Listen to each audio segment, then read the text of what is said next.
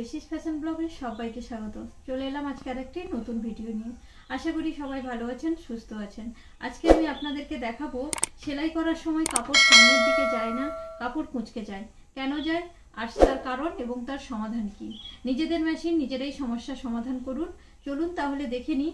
আজকে আমরা দেখব কাপড় সামনের দিকে কেন যায় না আর সেলাই করার সময় কাপড় কেন কুঁচকে যায়। দেখুন, আমাদের মেশিনে যদি এইরকম কোনো সমস্যা হয়, কাপড় যদি এইরকম কুঁচকে যায়, সামনের দিকে কাপড় এগিয়ে না যায় বা কম সামনের দিকে এগোচ্ছে কিন্তু কম এগোচ্ছে, হাতে আমাদেরকে টেনে এগিয়ে নিয়ে যেতে হচ্ছে, এই রকম সমস্যা হলে আমাদেরকে প্রথমে বুঝতে হবে আমাদের দাঁতের সমস্যা হচ্ছে। আমরা বাংলা ভাষায় যাকে দাঁত বলি আর দর্জির ভাষায় যাকে বলে ফিডডক। দেখুন, প্রথমে আমাদেরকে দেখে নিতে হবে দাঁত ঠিকঠাক অবস্থায় আমাদের আছে কিনা, দাঁতটা যেমন থাকা দরকার ঠিক তেমন আছে কিনা। মানে আমাদের দাঁত যদি এই ফেস প্লেটের উপরের দিকে উঠে যায় তাহলেও কিন্তু কাপড় টানতে পারবে না, আর যদি নিচের দিকে নেমে যায় তাহলেও কিন্তু সঠিকভাবে কাপড় টানতে পারবে না। তো আমাদেরকে এটা আগে ভালোভাবে দেখে নিতে হবে আমাদের দাঁতটা সঠিকভাবে আছে কিনা। মানে আপনাদেরকে এইভাবে হাত দিয়ে দেখে নিতে হবে দাঁতটা আমাদের হাতে লাগছে কিনা। মানে এই ফেস প্লেটের ঠিক সমানভাবে আমাদের দাঁতটা থাকবে, তবে গিয়ে এই ফেস প্লেটে সমানভাবে থাকতে হবে। একদম ফেস প্লেটের এমনভাবে থাকবে আমরা যদি হাত দিয়ে দেখি দাঁতটা আমাদের হাতে লাগবে। তো এইভাবে এটা হচ্ছে সঠিক। আর যদি দাঁত নিচের দিকে নেমে যায় তাহলেও কিন্তু কাপড় টানতে পারবে না। আর দাঁতে যদি কোনোভাবে ময়লা জমে থাকে, পরিষ্কার না থাকে, তাহলেও কিন্তু কাপড় কুঁচকে যাবে। তো প্রথমে আমাদেরকে দেখে নিতে হবে ফেস প্লেটের কোনো ময়লা আছে কিনা, সেটা আমাদেরকে আগে দেখে নিতে হবে। এইভাবে ফেস প্লেটটি খুলে ভালো করে দেখে নিতে হবে যে ভেতরে কোনো ময়লা আছে কিনা। যদি ময়লা থাকে ভেতরে ভালো করে পরিষ্কার করে তেল দিয়ে দিতে হবে। আর দেখতে হবে দাঁতটা সমানভাবে সামন পেছন হয়ে দাঁতটা কাপড় টেনে নিয়ে যাওয়ার মতন অবস্থায় আছে কিনা সেটা আমাদেরকে ভালো করে দেখে নিতে হবে। যদি দাঁত সঠিকভাবে না থাকে তাহলে কিন্তু কাপড় সঠিক টানতে পারবে না, কাপড় কুঁচকে যাবে। তাই আমাদেরকে দাঁতটাকে ভালো করে দেখে নিতে হবে। তাহলে আমাদের যদি এই রকম সমস্যা হয়, কাপড় সামনের দিকে না যায়, কাপড় কুঁচকে যায়, তাহলে প্রথমে আমাদেরকে দেখে নিতে হবে দাঁতে কোনো ময়লা আছে কিনা, পরিষ্কার করতে হবে। আর দাঁত যদি নিচের দিকে নেমে যায় তাহলে আমাদেরকে উপরের দিকে তুলে ফেস প্লেটের সমান করে নিতে হবে। আর যদি উপরের দিকে অতিরিক্ত উঠে যায় তাহলেও নিচের দিকে নামিয়ে দাঁতটাকে সঠিকভাবে রাখতে হবে।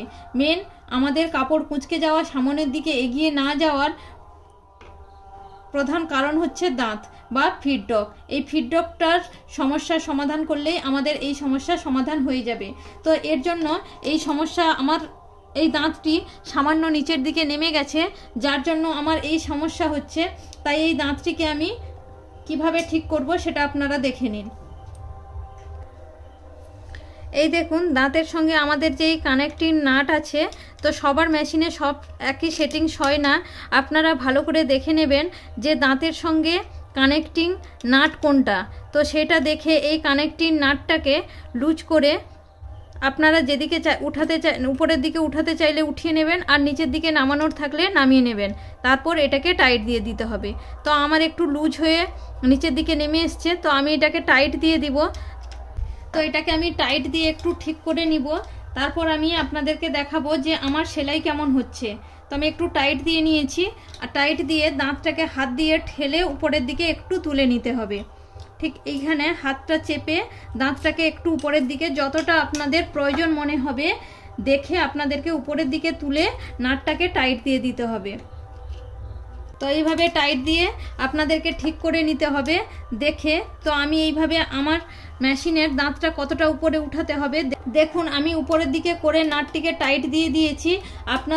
আপনাদের মেশিনেও যদি এইরকম কোনো সমস্যা হয়ে থাকে আপনারা এইভাবে সমাধান করবেন, তাহলে খুব সহজেই এর সমাধান হয়ে যাবে।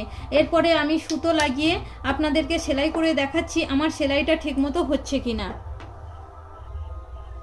দেখুন, আমার আগের সেলাই তো এইভাবে সমস্যা ছিল, টান দিলে সেলাই কেটে কুঁচকে ছিল বলে সেলাইগুলো কেটে যাচ্ছিল। এবারে আমি সেলাই করে দেখবো আমার সেলাইটা ঠিক হচ্ছে কিনা।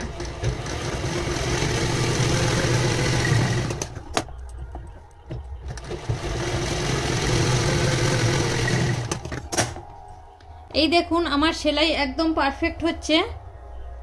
তো আপনাদের কাপড় একদম সেলাই, এই দেখুন আমার সেলাই একদম পারফেক্ট হচ্ছে। তো আপনাদের কাপড় যদি কুঁচকে যায়, সামনের দিকে এগিয়ে না যায়, প্রথমত আপনাদেরকে দেখে নিতে হবে, সমস্যাটা বুঝতে হবে যে দাঁতের সমস্যা হচ্ছে। আর দাঁতের যদি এই ধারালোগুলো কমে গিয়ে সমান হয়ে থাকে, তাহলেও আপনাদেরকে দাঁতটাকে পরিবর্তন করতে হবে।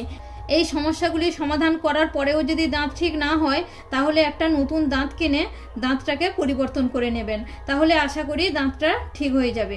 আজ তাহলে আসি, দেখা হবে পরের কোনো ভিডিওতে।